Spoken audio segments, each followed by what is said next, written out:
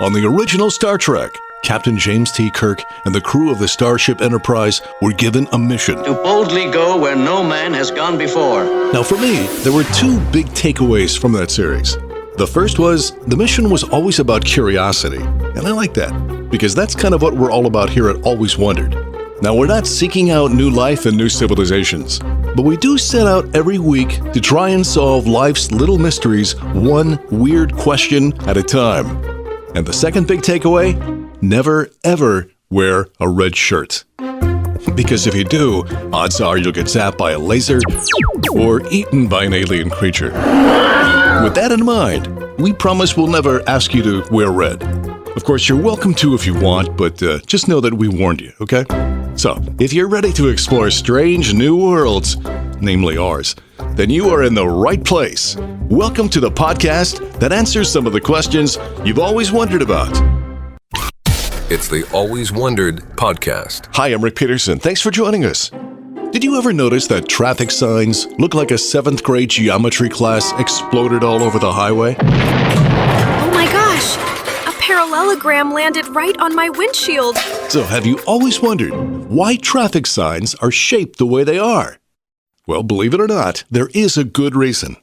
We start in the early 1900s, when cars first began sharing the road with horses, bicycles, pedestrians, and some crazy guy named Earl. Out of my way! Back then, traffic signs were, well, chaos. Different towns used different signs. Maybe a square sign, a circle, or maybe a pie tin nailed to a fence. Was that the speed limit or leftover lemon meringue? So in the 1920s, traffic experts got together and said, "We need a system so drivers can recognize signs instantly, even in the dark, even in bad weather, and even if Earl is on the road." So those experts gave different rules, different shapes. For example, triangles mean yield, because apparently nothing says slow down politely like the geometric shape most commonly associated with nachos. Dude, I always yield. For cheese. Diamonds mean warning. Something weird is coming up. Sharp turn, slippery road, deer crossing. Or Earl. Right. Rectangles are informational signs. Speed limits, directions, helpful things like rest area next exit, which is highway code for I told you we should have stopped 2 exits ago. there's the pentagon, It looks just like the schoolhouse I drew in 2nd grade. which is appropriate because it indicates a school zone, and the octagon, the stop sign. Traffic experts chose 8 sides because it was easy to recognize instantly. Yes, even if it was partially covered by snow, by dirt, or by an inflatable tube man who escaped from the nearby car lot. And a good rule of thumb is that the more edges a sign has, the more important the information. The triangle, Please pay attention. the octagon, You better stop! all the way up to the railroad crossing circle, which has infinite edges and basically means Look, whatever you're planning on doing, a 200-ton train vehemently disagrees, okay? So the next time you're driving and you see all those shapes on the side of the road, think about your 7th grade geometry teacher who said, Pay attention. You're gonna need this someday. he was right. But still, keep an eye out for Earl. It's the Always Wondered podcast. During the 1960s, the United States and the Soviet Union were locked in a race to the moon.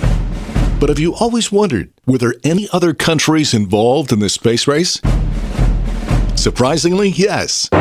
Introducing the Zambian Space Agency. In 1964, when Zambia gained its independence, hope sprung eternal. And that's when a man named Edward Festus Makuka Nakaloso stepped forward as the self-appointed head of the Zambian space program.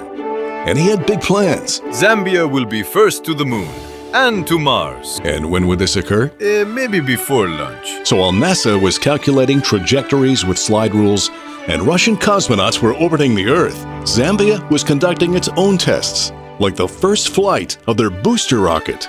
Now think less Cape Canaveral and more long copper tube.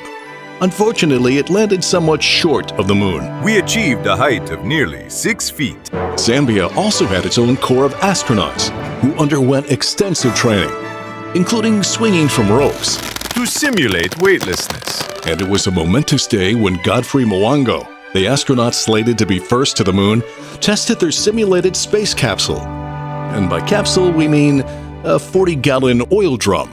Owengo climbed in and was promptly rolled down a hill. We achieved 17 complete revolutions.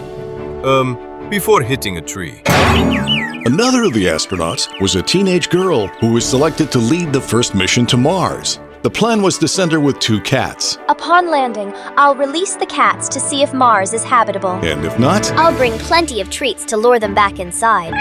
but eventually the girl's parents put their foot down. She couldn't possibly go to Mars. It's a school night. So by late 1964, the Zambian dream of going to the moon and beyond was sadly over.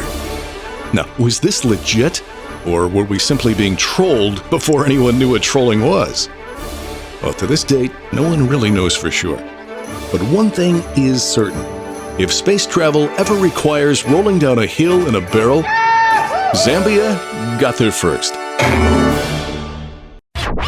They Always Wondered podcast.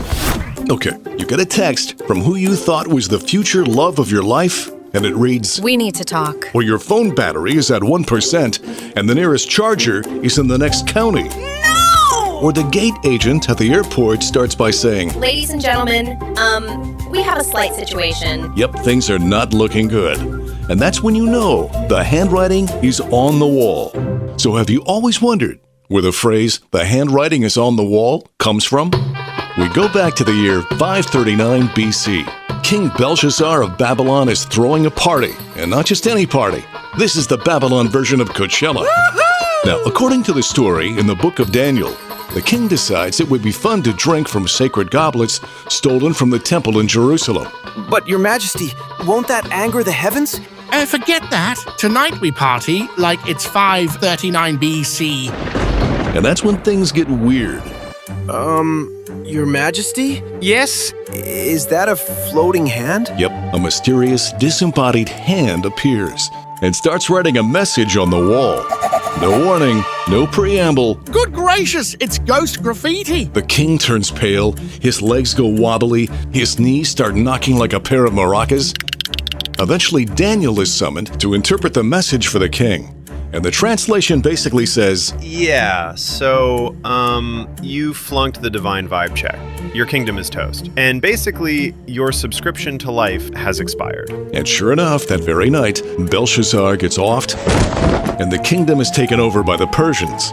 And suddenly everyone's like, Hey, maybe that writing wasn't just some avant-garde wall decor after all. and the phrase, the handwriting is on the wall, was born.